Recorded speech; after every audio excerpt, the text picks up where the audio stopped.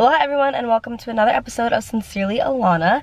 Today's episode might prove to be a little difficult for me. It's hitting really close to home, especially today. But I guess that's part of the reason why I decided to record this video today. Today I'm in my car, just got done with class. I have no makeup on, as you will soon find out. It's been a very difficult 24 hours for me, 48 hours, a little less. So without further ado, today's video is about surviving loss. I also don't have a camera thing today, so we're gonna go crazy. Before I get into too much detail about why the last almost 48 hours have been difficult for me, I just want to start off this video by saying that loss can happen on multiple levels for many different reasons. Not just, losing a loved one or a family member.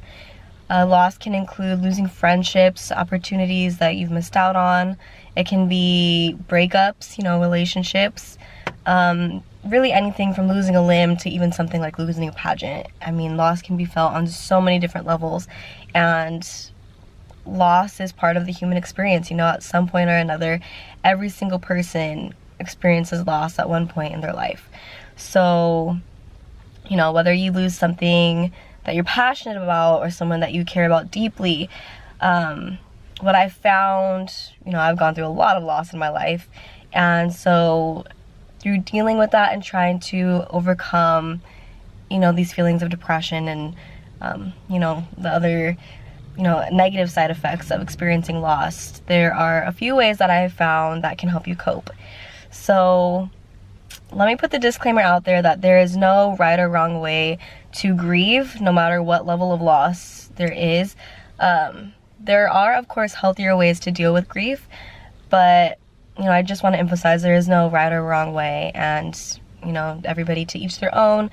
Not everybody grieves the same way, and sometimes it's hard to understand why a person is behaving a certain way or how they're experiencing their grief. So, there are different ways to approach people if you don't exactly know why they're grieving that way.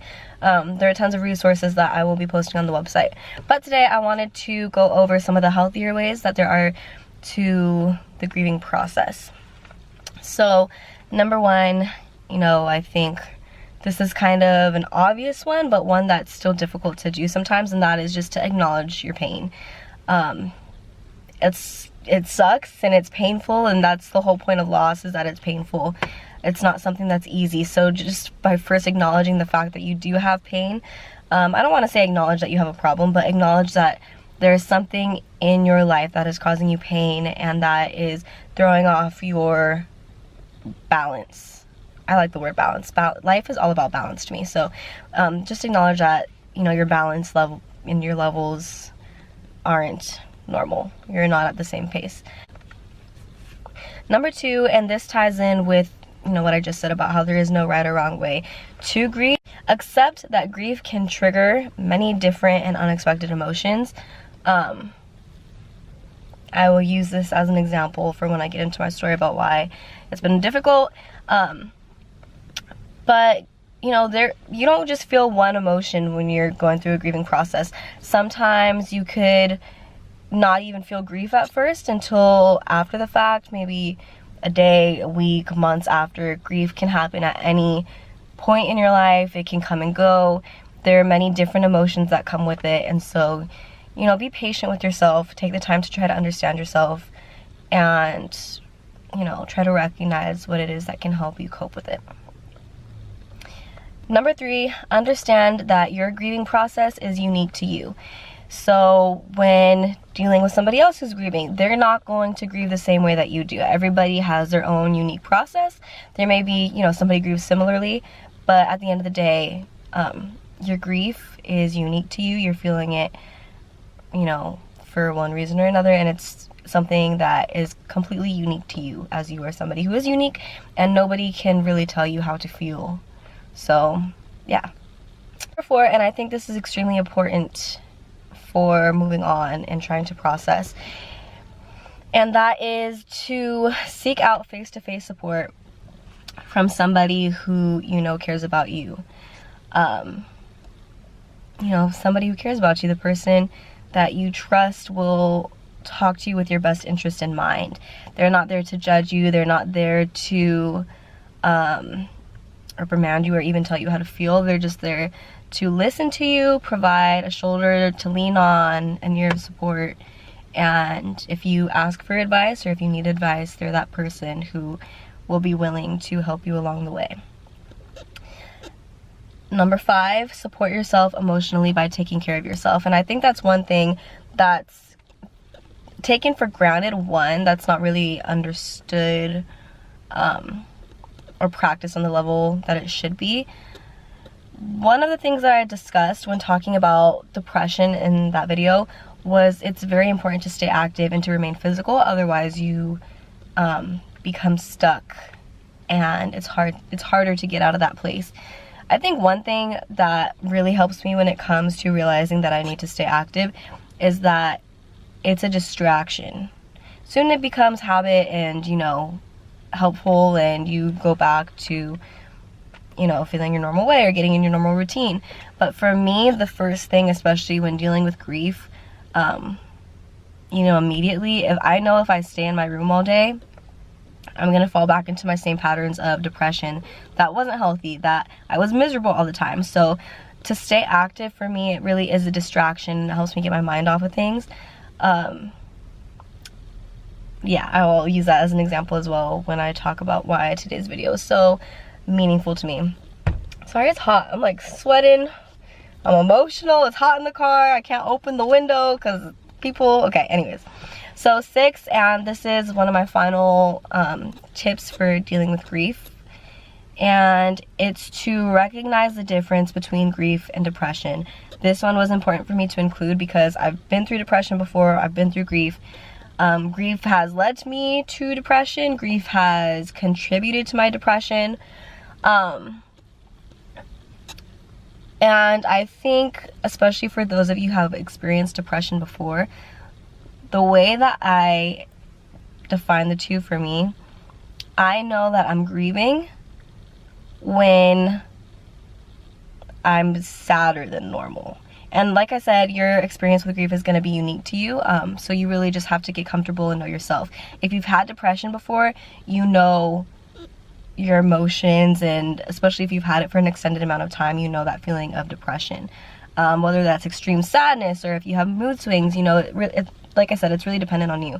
But for me, I know that I'm grieving when an event in my life has taken place, and if my sadness is triggered by thinking about that event. I know that I'm grieving if my behavior is not something that I would normally do even if I were depressed. So yeah, I guess that leads me into why today's video is emotional. And to put it simply, yesterday my grandfather passed away. I've been planning on doing this video about surviving loss for a really long time, and I was actually going to have a special guest come on to talk, you know, about it with me. But again, schedules sometimes just don't permit, and I think today me filming this video was helping me, you know, reevaluate where I'm at in my headspace. I feel like I'm already getting emotional, so I'm going to, I'm not going to apologize. I'm not going to apologize. I think me being as genuine as possible is going to help people more than if I just smile and act like everything's okay, because it's not okay. So I've experienced a lot of loss in my life. Yesterday I lost my grandpa. You know, let me just say, in the last 5 years, I've lost 7 people in my life who are close to me. My grandpa Scooby, he was my first death, and he was actually when I was younger. But also, you know, my grandma Ouija, my grandma Sammy, my uncle JJ just passed away recently, Alex's grandma Lorraine, and then 2 of the most important people in my life within the last 3 years have passed away. And I mean, it's my grandma and my grandpa, and they basically raised me. I mean, for as long as I can remember, they've always been in my life, and the last handful of years have been difficult, because they did have a lot of health problems, and you could tell that they just weren't themselves anymore. So yeah, what made yesterday extremely hard, besides the fact that I lost my grandpa, was I was the one that found my grandpa, and I rolled him over and I automatically knew that he was dead. Had to call 911 and, you know, get everybody there, and yesterday was just an emotionally charged day. And this is where the accept that grief can come in many different and unexpected emotions. When I saw him and Alex was there and we had to try to do CPR on him and we had to call 911 and everybody came, in that situation when we found him and when I was performing CPR, I was so calm, cool, and collected. I was obviously shocked. When I saw his face, I knew he was dead and I couldn't look at his face anymore, but I still remained calm and did everything that I knew I was supposed to do and that I was being told to do by this person on the phone with me. And then everybody came and he was pronounced dead, taken out. You know, of course you cry. And then my parents and the kids came home and, you know, they cried a little. But then within like the hour, I was laughing and I was joking and I was not having fun. Like, I wasn't having fun for sure, but I was just trying to make light of the situation and, you know, I was acknowledging that he was dead, but I was joking in the way that was, oh, now he can be with grandma again. Like, he's riding bikes. He's totally fine. You know, and there's truth in that. Like, I was honestly so sad that it happened, but I was also so happy that I knew he was in a better place and I know that he's not suffering and he's with my grandma and, like, they can continue their love story. I mean, since Alex and I have been together, basically that's how long apart my grandparents have been apart, because, like, the week after Alex and I started dating, my grandma passed away.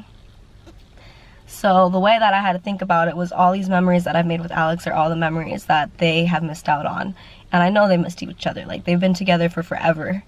So, you know, it's things like that that help you, you know, cope and understand that they are in a better place. But that doesn't take away from the fact that you're feeling loss or grief. And it is difficult. It's really difficult to stay positive, especially when that first outpour of, you know, support, which it's great. Like, to know that you are surrounded by people who love you and people who want to offer their support and say, you know, it's going to be okay, we're sorry for your loss, you know, offering their condolences. And it's such an awkward thing to do. Like, I've had to offer my, like, not had to, but, you know, you offer your condolences with nothing but good intentions. But sometimes that person just can't be receptive to it. And other times that person is so receptive that, you know, it makes them grieve more and harder, if that makes sense. With that being said, I have some questions that you can ask yourself. So, you know, after loss has happened, and I think this applies to any situation, some questions are going to be specific to different types of loss, but I think no matter what situation or what kind of loss that you've faced, it's always important to take the time to reflect on it and to try to figure out the best way to heal yourself. So some of the questions to ask yourself: did it break you or make you stronger? Actually, pause. The first question to ask yourself is, what loss have you experienced? And this is going to determine the rest of the questions in the conversation that you should be having with yourself. So, number 2, did it break you or make you stronger? Number 3, can you move on or are you stuck there? And do you feel emotionally trapped, and is it still painful? That's something that I think is a good conversation question to have with another person. So this is for like a relationship question, or maybe like losing a competition or something like that. Do you blame the other person or the world around you, or do you blame yourself? And I think this leads back to taking responsibility for your actions and reflecting on how could I have done better, and whatnot. Are you able to see both sides of the situation? So again, this is more of like a loss of a friendship or a loss of a relationship. So are you able to see both sides? And I think this applies to no matter what loss this is. Can you see meaning and purpose in your experience? And I think that's something I think that's something that is super duper important. Looking back on my life and all the losses that I've survived through, and I'm more than just losing people, I've suffered a lot of loss. I've had to reflect on these things, and I am grateful, and I truly am a believer that everything happens for a reason. And I am thankful for all the loss that I've been through, because I'm just grateful. Everything that I've learned and experienced has molded me into the person I am today. And I know that's so cliche to say, but once you reflect and look back on your life and what you would be without these things, it's really clear that every single thing that's happened to you in your life has shaped you into the person you are. So yeah, don't be afraid to look back at your life and think what brought you to this moment. And I think it also teaches you about gratitude and how to just enjoy life to its fullest. So yeah, I want to end this episode by saying, remember to cherish those people around you, cherish the people that you love, and make sure to spend your time investing in those people who you love. Spend time with them, get to know them, because you never know when the last time you see them is going to be the last time. So be sure to share this video. If you're going through loss, please reach out. Find resources, they're out there. I'm gonna have some posted on the website, but I just want to thank you guys so much for coming along this journey with me, and for liking, commenting, and sharing this video. Be sure to follow Sincerely Alana on all social media platforms, and most importantly, spread peace, love, and positivity. Mahalo.